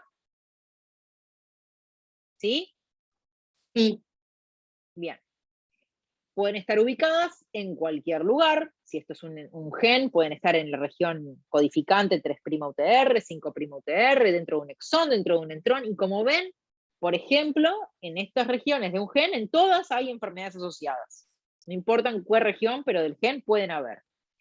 Y en otros casos que no se relacionan con enfermedades, son lo que les decía hoy, regiones repetidas en tándem de secuencias cortitas de nucleótidos que están en regiones no codificantes, lo que se llama microsatélites. ¿Tá? Los que no codifican enfermedades son microsatélites, los que no se relacionan, perdón, con enfermedades son microsatélites, los que sí se relacionan con enfermedades se llaman mutaciones dinámicas. ¿Tá? Y en todos los casos sí se asocian a una patología, en este caso de las mutaciones dinámicas. Como por ejemplo, acá ven, X frágil, es esta región de acá, Huntington, atrofias espinocerebelosas, todos los genes SCA1, 2, 3, 6, 8, 10, 16, 17, hay un montón. ¿Ah? Distrofia miotónica, hay ataxia de Friedrich, hay un montón de enfermedades asociadas a mutaciones dinámicas. ¿Ah? En los casos de las mutaciones dinámicas hay ciertas características que seguramente lo ven en la parte más clínica, no es lo mío, pero solo para mencionarlo y ponerlos en un contexto. Llega a un punto que aumentan tanto que adquieren un tamaño patológico. ¿tá? Y eso hace también que de generación en generación haya más inestabilidad y van aumentando de generación en generación. Por lo tanto, se ve lo que se llama el fenómeno de anticipación. El padre tiene la enfermedad a los 60 años, el hijo a los 50, el nieto a los 40, y así. Y no solo eso, sino que además es más grave. El padre tiene cierto fenotipo, el hijo un poco más grave, el nieto aún más grave. ¿tá? Muchas veces se relacionan con enfermedades neurológicas, ¿tá? Y lo que es importante a veces es determinar ese número de repetidos para justamente poder seguir de generación en generación cómo va aumentando eso. Y hacer un asesoramiento correspondiente. Entonces acá lo que vemos es la región repetida y las regiones flanqueantes donde diseñamos nuestros primers para amplificar esa región y vamos a obtener un producto PCR de diferente tamaño según la cantidad de repetidos. ¿Eso queda claro? Yo tengo una pregunta más. Dale. Que, la cantidad de repetidos, no entendí muy bien cómo es que de generación a generación aumenta eso. Claro, ¿por qué? Eso es una cosa técnica de la polimerasa. La polimerasa le cuesta amplificar regiones que son repetidas. ¿tá? y puede tener un slippage, como que se desfasa, como que al estar polimerizando puede aumentar esa cantidad de repetidos de generación en generación, justamente porque es como CAG, CAG, CAG, CAG, tiene como un deslizamiento y aumentan esos repetidos de generación en generación cada vez que la polimerasa trabaja. ¿Ah? Cuando la región es corta eso no pasa, pero cuando hay un montón, cuando hay 200 repetidos, sí puede pasar. Le cuesta y no es tan eficiente. ¿Ah? Ah, bien. ¿Esa fue tu pregunta? Sí, sí. Bien. Bueno. Entonces, de la misma forma que mirábamos hoy, ¿se acuerdan la PCR con un primer fluorescente? Bueno, es lo mismo que podemos hacer acá. Podemos obtener, hacer una PCR donde tenemos un marcador, un primer que es fluorescente, pasando por una electroforesis capilar, y nos va a permitir determinar el número de repetidos, porque conocemos el tamaño, y si miramos para atrás, yo puedo calcularlo. Este tamaño lo conozco, lo fijo, porque esto no varía, desde mi primer hasta donde empiezan los repetidos, yo sé. Este tamaño también, entonces si yo tengo en total un tamaño que me lo da el peso molecular, supongamos 400 pares de bases, y acá yo sé que, supongamos, yo tengo 50 pares de bases, o sea, 400 menos 50 ya son 350. Menos otros 50, supongamos, son 300. Y acá el repetido es de A3, es 300 dividido 3 me da 100 repetidos. Entonces yo determino que esta muestra tiene 100 repetidos. Y eso es lo que veo acá. Acá, por ejemplo, tiene 118 pares de bases que equivalen a 17 repetidos. Pero acá este pico ya es mucho más grande y ya son 43 repetidos. Y si miran, en Huntington, más de 36 ya es un alelo asociado a la patología. Entonces así nos permite determinar el tamaño de esos repetidos y determinar si están dentro del rango de lo normal. Por ejemplo, esta muestra de 26 y 19 estaría dentro del alelo normal. Acá es una zona intermedia, de 27 a 35, y más de 36 ya es una zona donde está la patología. ¿Y esto por qué esto de intermedio? Justamente porque está en más riesgo de que la próxima generación, como tiene más repetidos, aumente. No cuando tengo 6 repetidos, o 7, o 10, pero sí cuando tengo 27. Es justamente lo que preguntaba recién Romina, que lo que preguntó, ¿no? ¿Eso queda claro? ¿Y por qué? Acá lo pueden ver, está dentro de un exón. Obviamente esa proteína va a tener, supongamos, en vez de 3 aminoácidos o 10 aminoácidos, va a tener 50 aminoácidos, y obviamente la composición de esa proteína es diferente, teniendo tantos aminoácidos y no una cantidad mucho menor. Entonces no puede ser funcional esa proteína porque es otra, es completamente distinta. Sin embargo, esto mismo que veíamos recién de la región del microsatélite puede estar en regiones que no tienen nada que ver. Entonces, ahí lo que podemos utilizarlas es de forma directa o indirecta para determinar ciertas cosas. Por ejemplo, como son regiones que no codifican a nada ahí, pero sí me permiten identificar alelos, supongamos yo tengo un alelo que vino de mi madre con 10 repetidos y uno de mi padre que vino con 15. ¿Cómo lo sé? Y porque analizo a mi madre y a mi padre en esa región y veo que uno tiene, supongamos que mi madre tiene 12 y 10 repetidos y mi padre tiene 15 y 20. Si yo tengo 15 y 10, el 15 vino de mi padre, el 10 de mi madre, no hay vuelta. Si mi padre, supuesto padre, no tiene el 15 y tiene 17 y 19, claramente ese señor no es mi padre. ¿Eso queda claro? ¿Sí? Sí. Bueno. Para eso se utilizan, para identificar alelos. Yo puedo identificarlos para diferentes cosas. Una es la identificación humana. Otra es la filiaciones.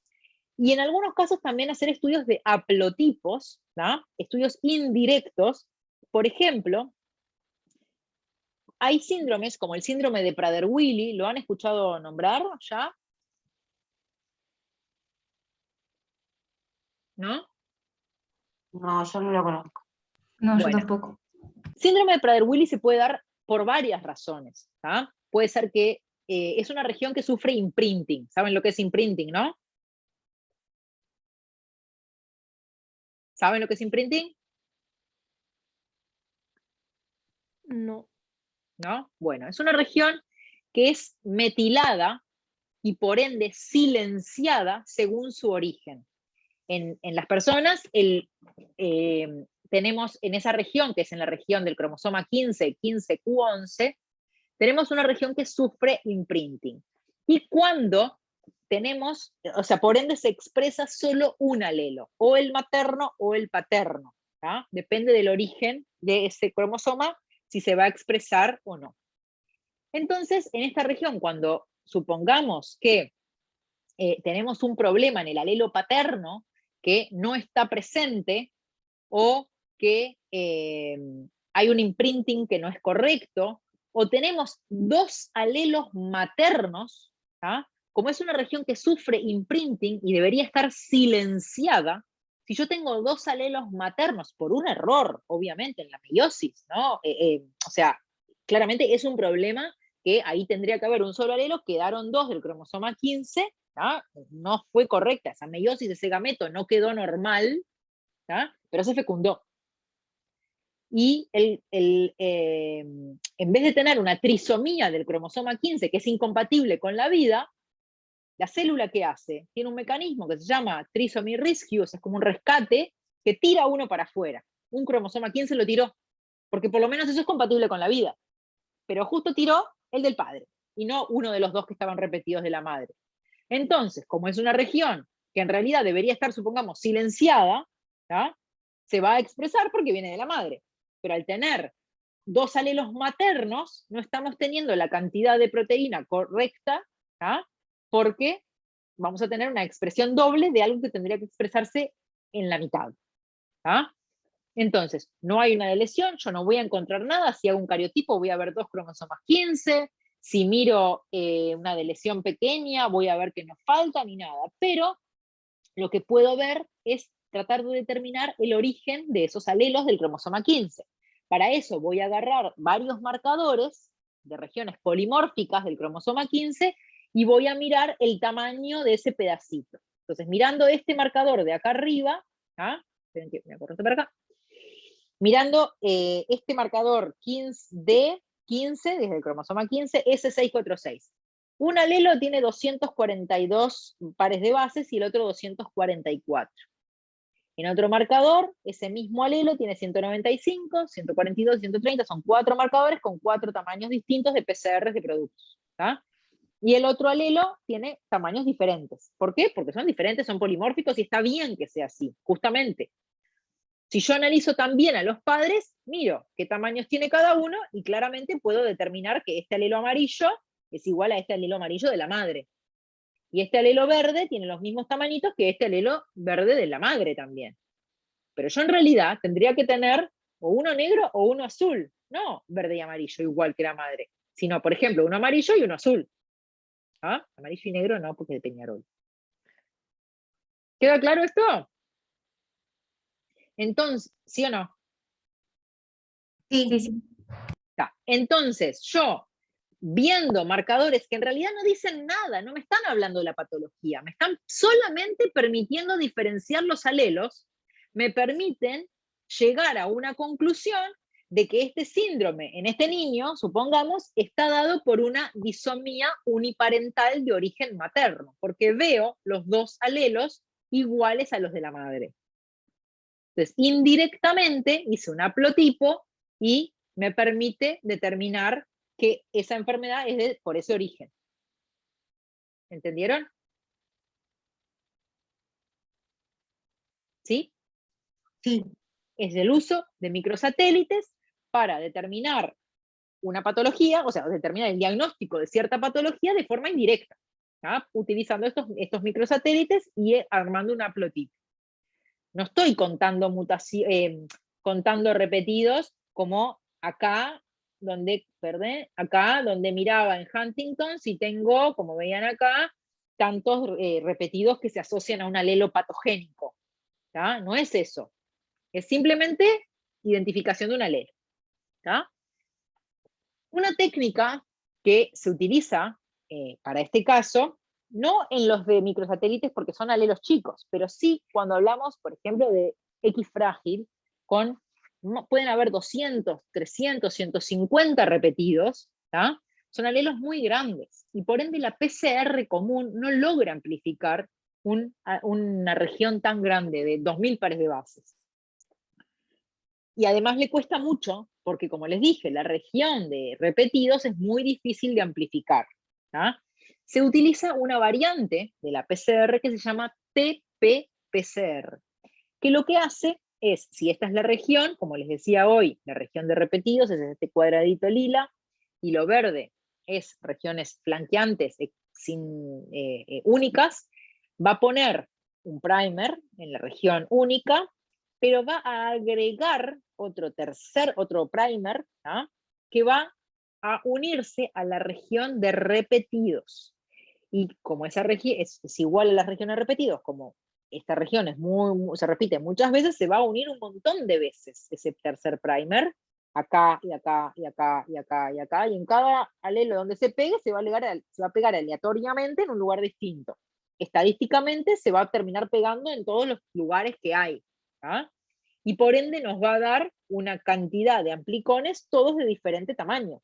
Tenemos este forward y este reverso que van a lugares distintos. Nos van a dar tamaños diferentes. ¿Ok? Y por ende vamos a obtener, o sea, en base a estos productos, va a haber un segundo ciclo en donde el tercer primer se va a unir a una región, a esta colita del primer, y por ende va a amplificar mucho de cada uno de estos productos. No importa, eso es más técnico. Pero en definitiva, lo que obtenemos en una TP-PCR, que es lo que a mí me interesa de ustedes, gracias a este primer que se une a las regiones de repetidos, es esta escalera, digamos, de amplicones, donde nos permite determinar que efectivamente hay un alelo ampliado, hay un alelo con una cantidad de repetidos muy grande, que hasta 200 repetidos más o menos nos permite cuantificar con exactitud. Después ya no cuántos exactos, pero sí que hay un alelo expandido. Entonces podemos ver 32, 42, pero hay un alelo acá que es bastante grande, y que tiene todos esos repetidos en el medio, ¿ven? Que nos permite determinar que hay un alelo expandido. Es la técnica ideal para mutaciones dinámicas. Bien. Ahora vamos a hablar de la secuenciación, que esto lo deben haber escuchado un poco, ¿no? ¿Saben lo que es la secuenciación? ¿Alguien? ¿Los perdí por el camino? O sea, sí lo vimos más o menos. Sí, es secuenciar en los pares de bases, cómo están ubicados. ¿Qué significa secuenciar los pares de bases? Sí, ¿qué es cómo están ubicados? ¿Qué es secuenciar? Díganmelo con otra palabra, porque secuenciar es lo mismo. Quiero que si entienden lo que implica.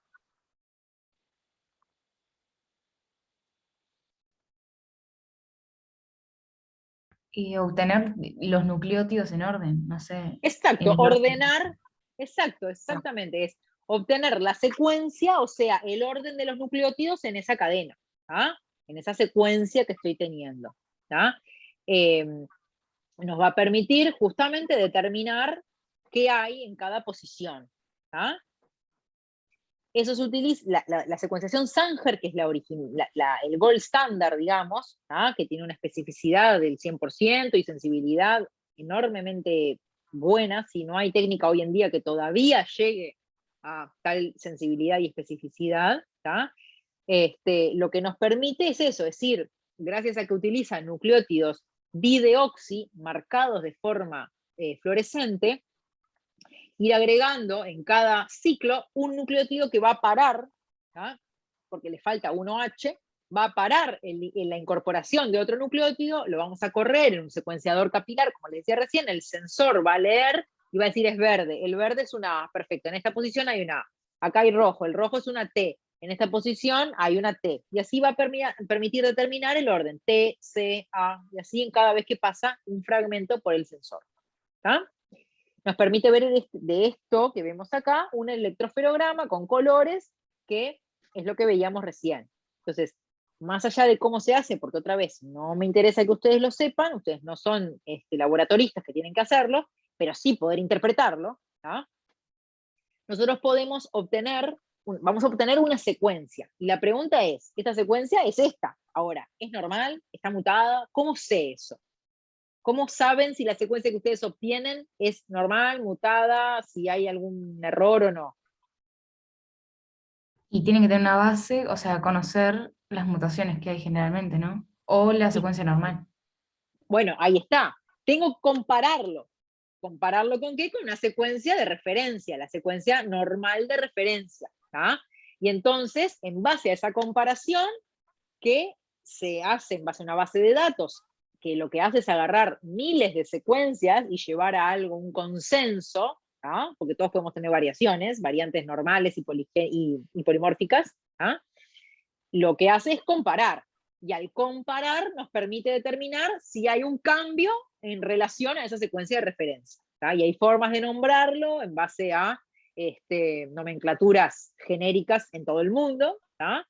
Que para que en todos lados del mundo lo que yo ponga como un cambio lo llamen igual y sepan a lo que me estoy refiriendo. ¿Tá? Entonces, ¿qué es lo que yo veo acá en realidad? Lo que yo veo acá abajo, ¿tá? Es esta secuencia que les dije, azul, verde, negro, negro. Esto es una G, esto es una T, esto es una C, y así, ¿va? Cada color es una letra. ¿Tá? Esto, cada uno de estos, en realidad, es importante que entiendan que representa en humanos 2 alelos, que los 2 alelos son iguales. Entonces, lo que estoy viendo es como veíamos hoy, una superposición en el gel de 2 alelos que cortan, por ejemplo, en el RFLP en el mismo lugar. ¿Tá? O en el real time, 2 alelos que caen en el mismo pico, ¿tá? De la curva de melting. Acá es lo mismo. Estos son 2 alelos iguales, 2 alelos iguales. ¿Ah? Estos son 2 alelos. ¿Queda claro eso? Es importante. ¿Por qué? Cuando yo comparo con el genoma de referencia, ¿qué hace el equipo? Corre todo y mira qué hay. ¿Qué ven acá? Acá va todo bien, 2 alelos, pero acá miren esto, hay un alelo en azul y otro alelo con rojo. ¿No? ¿Sí o no? Ven que están superpuestas 2 letras acá en esta posición. En uno es una A, en otro es una T. Supongamos, no importa, o una C, lo que sea el color que representa. ¿Tá? Generalmente el azul es una C y el rojo es una T. ¿Tá? Entonces, ¿qué es lo que yo veo acá? Lo que veo acá es, bien, en este caso lo que estoy teniendo es una superposición. Tengo un alelo con una C y un alelo con una T. Tengo que mirar el genoma de referencia y preguntar, ¿qué letra es la que debería estar ahí? Debería ser una C, me dice el genoma de referencia. ¿Tá? Entonces el equipo lo ve, detecta que hay algo que es diferente a la C que tendría que estar, este alelo rojo no debería estar, por lo tanto, ¿cómo llamarían ustedes a este cambio?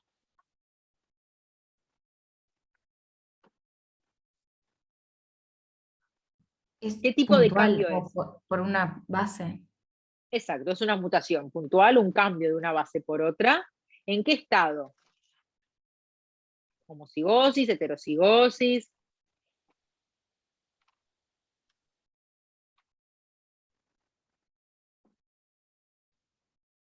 Eso me doy cuenta con la altura de los picos, ¿o no? No, la altura, Por el digo, color, obviamente, ¿no? exacto, por el color. Yo estoy viendo acá Bien. por el color y porque está diferente a la C que tendría que haber acá arriba, que me dice que es la secuencia de referencia. Yo tengo una C y una T. Debería haber una C. En un alelo tengo una T. ¿Ese cambio está en homocigosis o heterocigosis? Y homocigosis parecería, ¿Por qué? porque es una sola onda. Y entonces, justamente, si uno solo de los 2 alelos está cambiado y el otro no, Ahí sería que está en heterocigosis, bárbaro. Estaba claro, entendiendo, sí. los 2 alelos están Ah. acá juntitos y me marcan una G. Acá Perfecto. uno me marca una C y el otro me marca una T. Uno de ellos no es No. correcto. Un alelo es normal y el otro está mutado. ¿Tá? Como en este caso, supongamos, acá lo ven, la posición tal del gen PKD1, hay una C que cambia por una T. que de hecho en este caso hay un cambio en la proteína. Me genera un cambio en la proteína. Un stop codón, por ejemplo, acá. Marché. Ahí se terminó la proteína. ¿Entienden? Sin embargo, yo puedo ver esto también. ¿Qué es lo que veo acá? Veo algo, esto es mugre, no le den corte a esto bien chiquitito abajo, es algo que es inespecífico. Miren la secuencia alta. ¿Ven algo que esté, como recién, superpuestos dos picos? ¿En algún lugar ven dos picos superpuestos acá? En esta secuencia. Esto y esto es lo mismo. No, exacto. No. Cambios en heterocigosis no hay. Sin embargo, si esta es mi secuencia, esta de acá es la secuencia, y la de arriba es la de referencia, vean que en esta posición tendría que haber una G, pero hay una A. ¿La ven? ¿No está el mouse? ¿Está marcado en negro? Sí. Acá, en esta posición, debería haber una G, pero se ve solo un pico, que es una A. ¿Qué significa eso? Que el cambio está ¿en qué estado? Este sí es homocigoso. Exacto, acá sí, porque los dos alelos coinciden, pero difieren del genoma de referencia. Así es como vemos un cambio en homocigosis en una secuenciación Sanger. ¿Qué es importante ver acá? Que tiene limitaciones esta técnica. Primero, cuando los genes son grandes, porque secuencia chiquita, chiquita, chiquita, es muy, cuando yo tengo 80 exones, es muy, muy difícil y muy engorroso y muy caro. También nos pasa que hay muchas enfermedades, yo les digo, por ejemplo, yo tengo una sospecha de que mi paciente tiene una discapacidad intelectual. Anda a hacerle Sanger a 100 y pico de genes. No podés. Cuando hay heterogeneidad genética, no es la técnica ideal hoy en día. Tengo que ir, si tengo un gen específico, supongamos, yo sé que tiene, les doy un ejemplo, un albinismo de tipo 1, y entonces tengo un gen con 5 exones, y ahí sí lo puedo hacer. Pero si tengo 100 genes, es carísimo y es un trabajo muy engorroso. Enfermedades complejas y multifactoriales, no solo muchos genes, sino que hay muchos factores que pueden influir, no es una técnica adecuada. O en investigación, ni siquiera sé qué gen estoy buscando. ¿Cómo voy a agarrar y a ir a un target específico y amplificarlo si no sé qué gen buscar? Porque es algo nuevo. Entonces, en estos casos, el Sanger nos deja una limitación, donde vamos a tener una nueva herramienta en los últimos años, que es la NGS, que ahora vamos a hablar. Ya vamos, nos queda poco. Ahora entonces, hasta acá llegamos con las técnicas conociendo la aberración. ¿Se acuerdan que en una de las primeras diapos que les puse, dependía si conocíamos la aberración en todo lo que estaba a la izquierda, digamos, todas las técnicas de la izquierda, y si no conocíamos la aberración, tenemos técnicas que estaban a la derecha, de análisis genómico, que son más al barrer. Las técnicas se dividen acá en dos. ¿Por qué? Unas van a detectar las mutaciones puntuales, como las que estábamos viendo recién. Todas las que vimos de cambio de una base por otra, pequeñas inserciones o duplicaciones, etc. Y para eso la técnica, así por excelencia, es NGS, o mal llamado NGS, que significa Next Generation Sequence, porque ahora ya hay Next, Next, Next, entonces ya el Next está mal, debería llamarse secuenciación masiva en paralelo, que de hecho antes se llamaba así, pero no sé por qué es muy frecuente el NGS mal llamado, porque en realidad lo que hace es eso, es generar decenas de fragmentos en paralelo de forma masiva de las regiones. Y en casos de lesiones o duplicaciones o reordenamientos, lo que tenemos son el cariotipo, que tiene una resolución más baja, y el CGH-Array, que lo vamos a mencionar ahora, que es para lesiones y duplicaciones muy, muy chiquititas. CGH es una técnica que el nombre es Comparative Genomic Hybridization, de ahí el nombre. Esto es lo que vamos a ver en el resultado final, que les voy a contar un poco cómo funciona. Es una técnica que no es ni citogenética ni molecular por excelencia, es una mezcla de las dos, que lo que nos permite es buscar pequeñas faltas o excesos de ADN siempre y cuando estén de una forma no balanceada. O sea, no puede estar cambiado de lugar, simplemente tiene que estar o duplicado, o sea, de más o de menos. ¿Tá? Para eso, lo que va a hacer es, se va a basar en marcar de forma diferencial, con colores diferentes, nuestro ADN de referencia, o sea, una muestra normal, la voy a marcar en rojo, supongamos, y un paciente que lo voy a marcar en verde, o al revés. ¿Tá?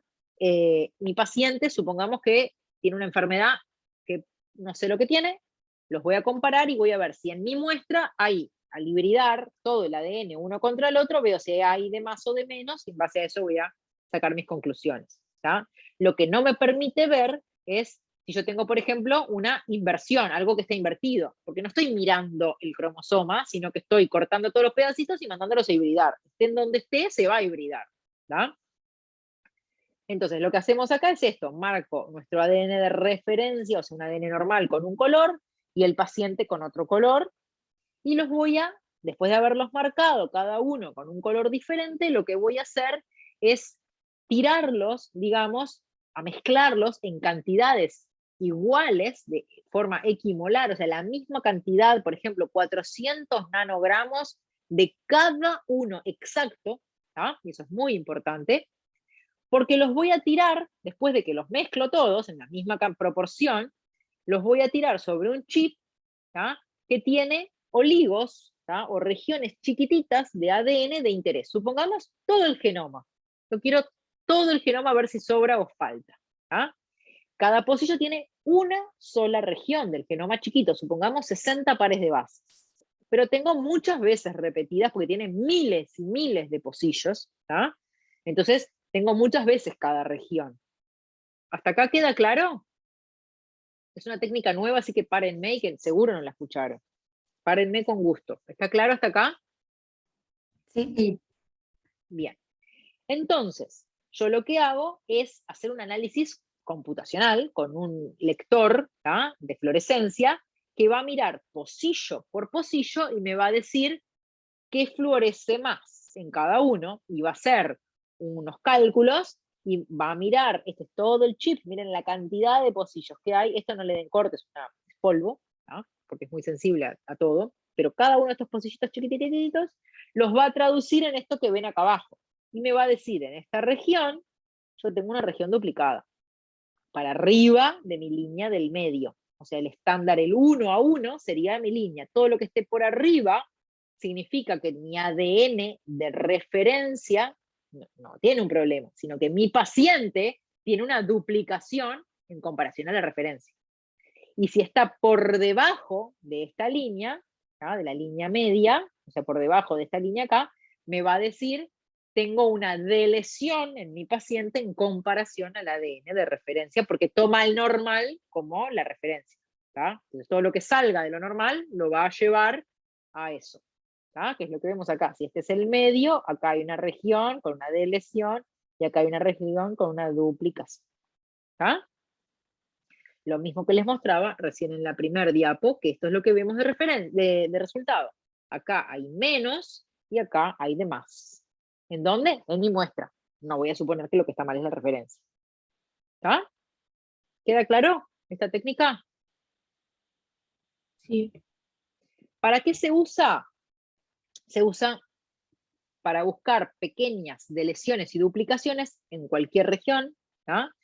En casos por ejemplo, en discapacidad intelectual, que suele asociarse a deleciones y duplicaciones, en dismorfias, en un montón de cosas que suele asociarse a este tipo de alteraciones. ¿Tá?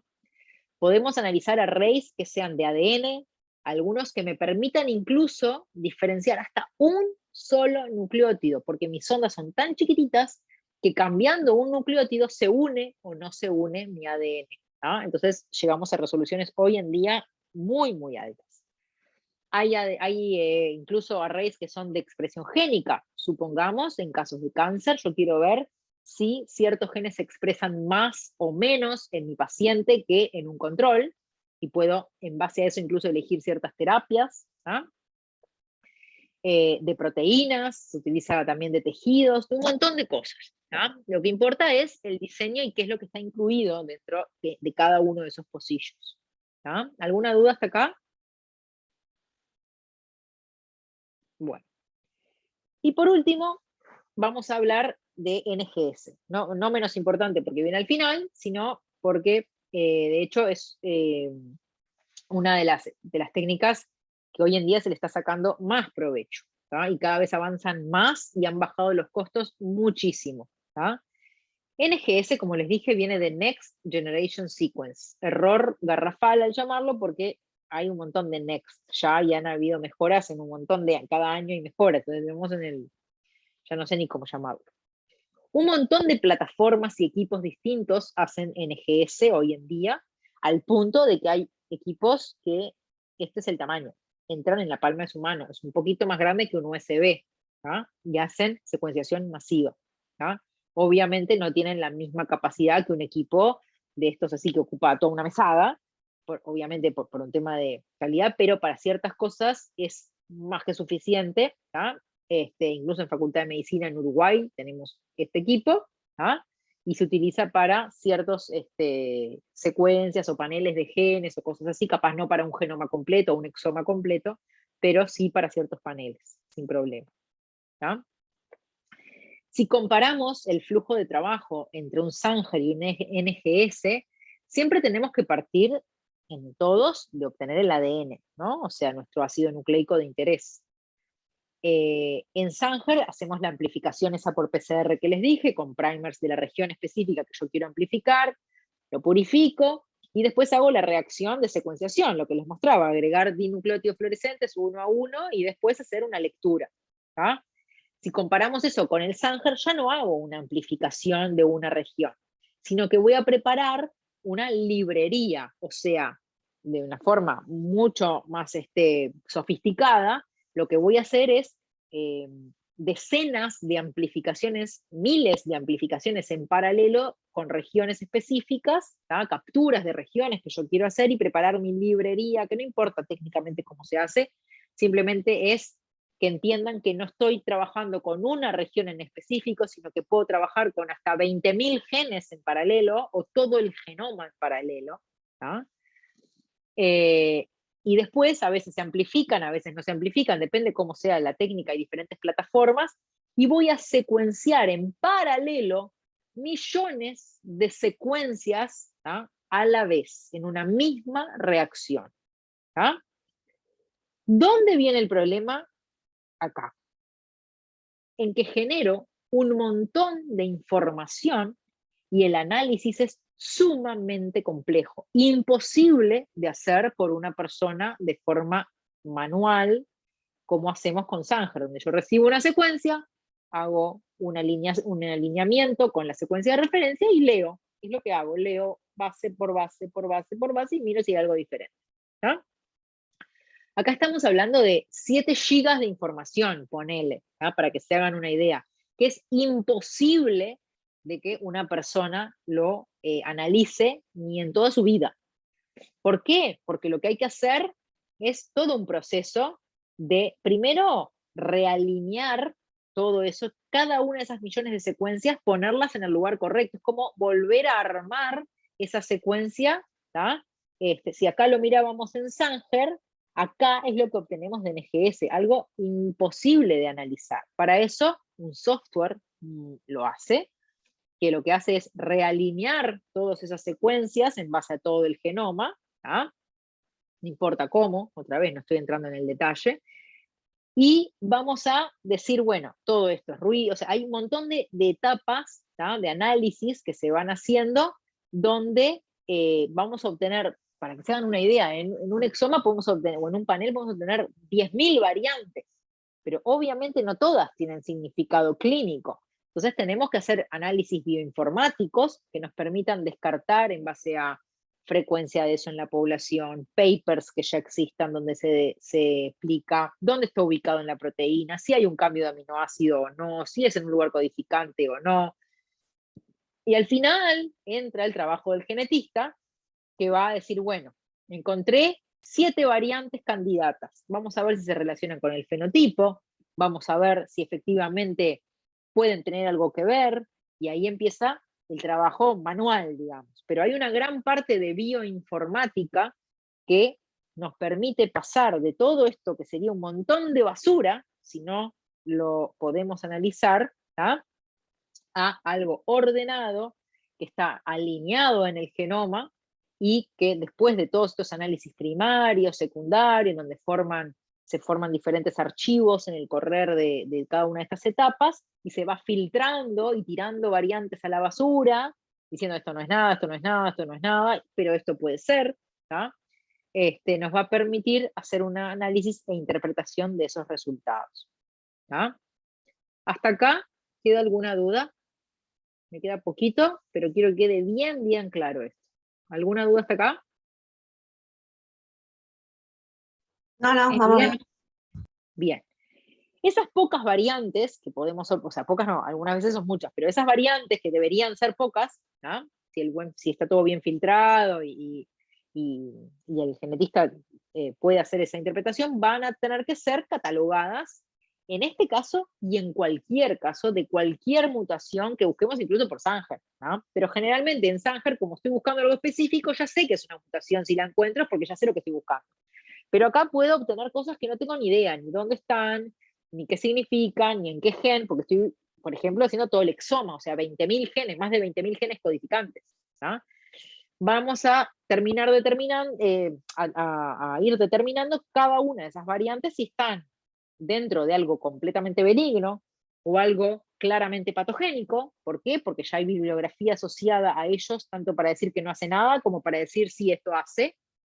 O no está determinada exacta esa variante, pero sí una que es igual en el codón de al lado, y las dos me dan un frame shift, un corrimiento del marco de lectura, o un stop codón, entonces probablemente sea patogénica, supongamos.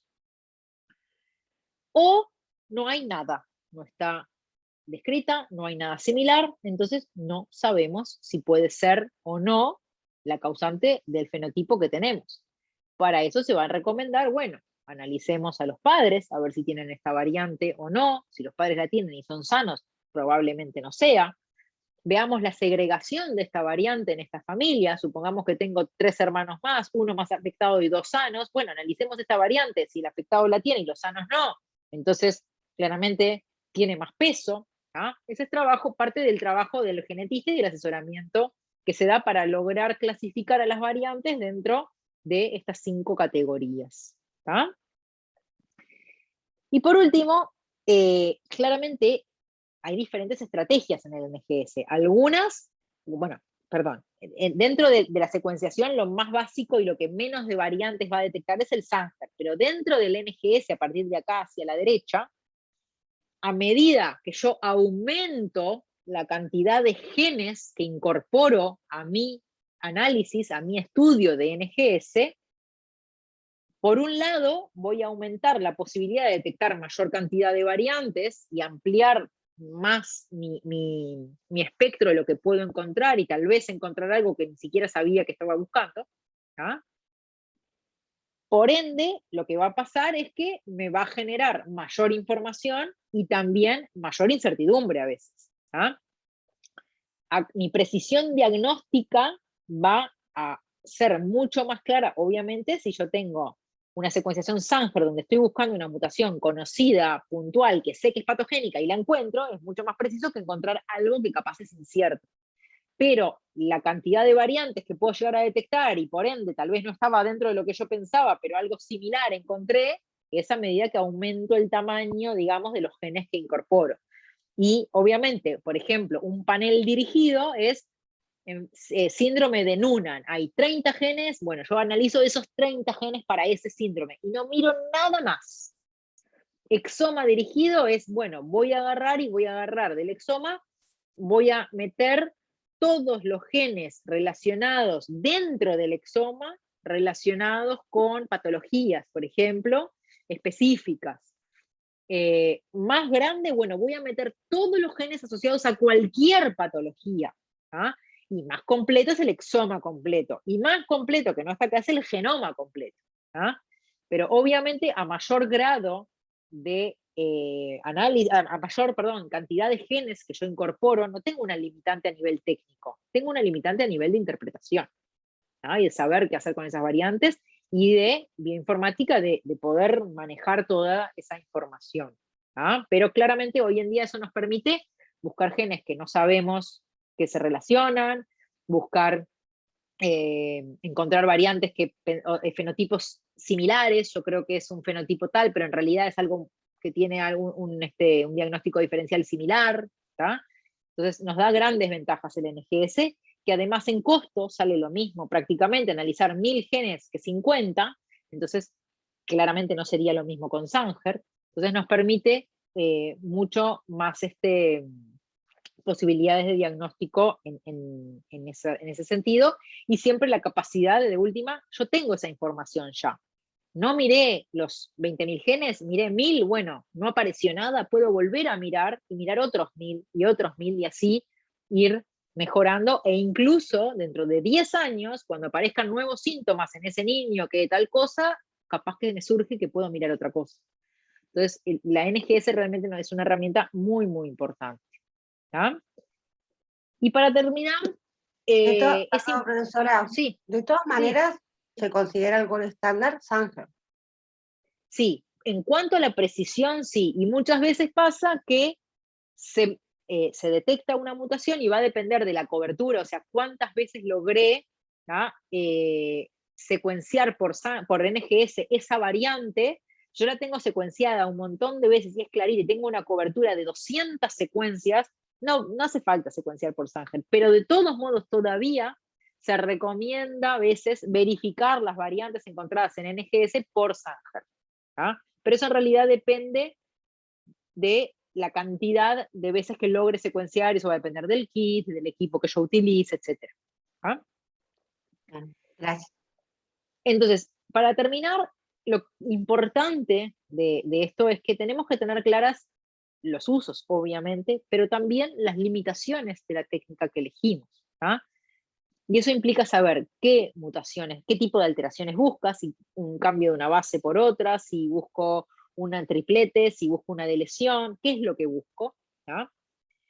Y también entender qué alteraciones no detecta. Si yo hago una secuenciación y en realidad lo que me va a pasar es que tengo una deleción de toda una región, capaz que no lo voy a detectar, porque yo voy a ver, supongamos, los piquitos así, que voy a suponer que son 2 alelos, pero si me está faltando todo un alelo, yo no lo veo, porque en realidad estoy suponiendo que son 2, pero puedo suponer que está todo normal y en realidad me está faltando todo un alelo. Tengo que buscar otra técnica que sí me sirva para eso.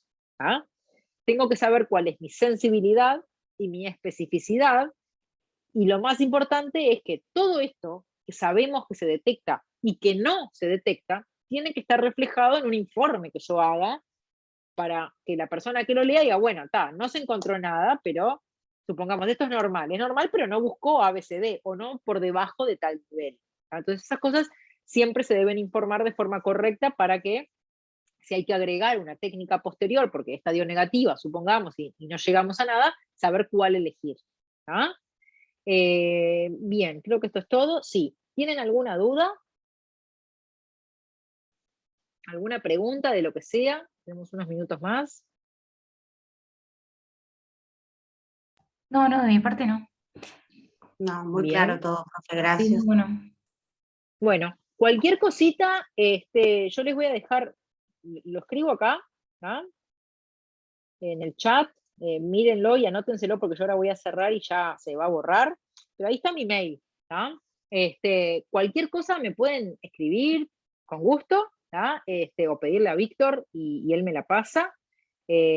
Tanto la presentación la va a subir y la clase esta creo que también, pero cualquier duda que les haya quedado, de verdad y con gusto, estoy más que a las órdenes.